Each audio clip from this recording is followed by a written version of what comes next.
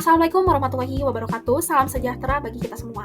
Saya Nanda Nuraisyah Firdausyah, peserta Latsar CPNS Pemerintah Provinsi Jawa Barat, Angkatan 11. Saat ini saya bekerja di Dinas Sosial Provinsi Jawa Barat sebagai fasilitator pemerintahan di unit kerja bidang pemberdayaan sosial. Hari ini izinkan saya untuk memaparkan profil instansi saya Dinas Sosial Provinsi Jawa Barat, khususnya bidang pemberdayaan sosial beserta visi, misi, tugas, fungsi, layanan yang diberikan, serta bagaimana peran kami berkontribusi terhadap pencapaian tujuan pembangunan Jawa Barat. Pada bagian akhir juga saya akan menyinggung langkah-langkah yang dapat saya lakukan secara pribadi sebagai ASN melalui perwujudan Smart ASN. Profil instansi, visi misi.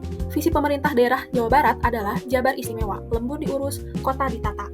Mengenai misi utama yang terkait dengan dinas sosial diantaranya, yang pertama, mengembangkan kualitas sumber daya manusia yang berkarakter, cerdas dan profesional, mengembangkan ekonomi kerakyatan berbasis sumber daya lokal, mengurangi disparitas pembangunan daerah, khususnya perkotaan dan pedesaan, memperkuat transformasi birokrasi yang berorientasi mutu pelayanan publik dan clean governance.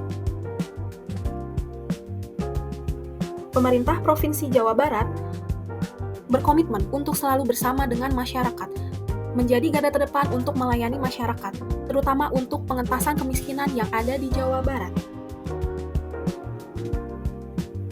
Struktur instansi dimulai dari Kepala Dinas Provinsi Jawa Barat, lalu membawahi Sekretaris Dinas Sosial Provinsi Jawa Barat, dan di bawahnya membawahi Kepala Subbagian dan juga membawahi kepala-kepala bidang yang ada di Dinas Sosial Provinsi Jawa Barat, di antaranya bidang pemberdayaan sosial, rehabilitasi sosial, penanganan fakir miskin, dan juga perlindungan dan jaminan sosial.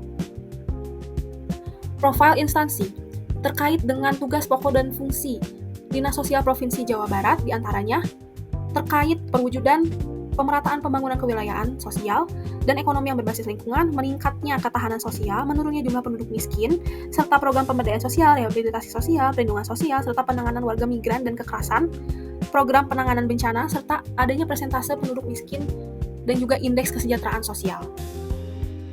Bidang pemberdayaan sosial menyelenggarakan urusan pemerintahan dalam berbagai aspek, yaitu dalam pemberdayaan masyarakat, pendayagunaan potensi sumber kesejahteraan sosial dan sumbangan sosial, serta kepahlawanan, keperintisan, kesetiakawanan, dan restorasi sosial.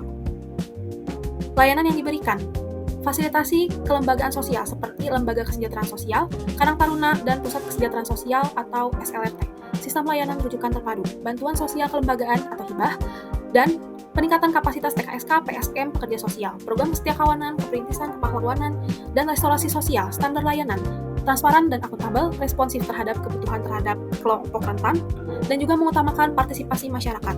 Keterikatan dengan tujuan instansi, setiap layanan diarahkan untuk meningkatkan kesejahteraan masyarakat, mengurangi angka kemiskinan, serta memperkuat ketahanan sosial masyarakat di Jawa Barat. Smart ASN sebagai fasilitator pemerintahan. Menurut PAN RB nomor 282 tahun 2025, fasilitator pemerintahan bertugas untuk memfasilitasi, koordinasi, pengkajian, identifikasi, pengolahan, kompilasi data atau bahan informasi di bidang pemerintahan. Sebagai fasilitator pemerintahan di lingkungan dinas sosial, saya mendukung program-program kesejahteraan sosial. Smart ASN sebagai strategi peningkatan kinerja. Yang pertama, berorientasi pada pelayanan. Yang kedua, menguasai literasi digital. Yang ketiga, profesional, inovatif, dan adaptif, serta menjaga integritas. Langkah konkret yang akan dilakukan meningkatkan literasi digital, diantaranya kami sebagai aparatur negara menggunakan aplikasi sosial media resmi dinas untuk menyebarkan informasi mengenai bantuan sosial atau informasi-informasi lainnya, menggunakan Zoom atau Google Meet untuk rapat koordinasi lintas kecamatan atau lintas kabupaten dan kota sehingga lebih efisien waktu dan biaya, membuka kanal pengaduan online yang transparan di mana masyarakat bisa memantau tindak lanjut aduannya. Yang kedua, mengoptimalkan kolaborasi dengan pilar-pilar sosial. Seperti contohnya, membantu mendata keluarga miskin di kecamatan agar dapat tepat sasaran, mendampingi Karang Taruna untuk program pelatihan keterampilan bagi pemuda, lalu untuk LKS, bekerja sama dengan pemerintah untuk mengelola panti asuhan dan program pemberdayaan lansia. Yang ketiga, melakukan inovasi layanan publik berbasis teknologi informasi seperti sistem informasi kesejahteraan sosial yang terintegrasi. Dengan adanya data terpadu sosial ekonomi nasional, sekarang kita bisa mengetahui mana-mana saja masyarakat-masyarakat yang ada dalam desil 1 dan desil 1 sampai dengan desil 5. Dari data tersebut kita dapat mengetahui data-data valid mengenai masyarakat-masyarakat mana saja yang dapat mendapatkan bantuan sosial. Inovasi layanan publik berbasis teknologi informasi, membuat sistem aplikasi untuk menampilkan data secara real time. Membangun budaya kerja yang adaptif, rutin mengikuti pelatihan digital skill seperti Microsoft Office, Microsoft Excel, data analisis, atau e-office. Membentuk komunitas belajar internal untuk berbagi ilmu tentang regulasi baru atau sistem kerja baru. Lalu yang terakhir, menginternalisasi nilai-nilai berakhlak sebagai pedoman etika kerja sehari-hari.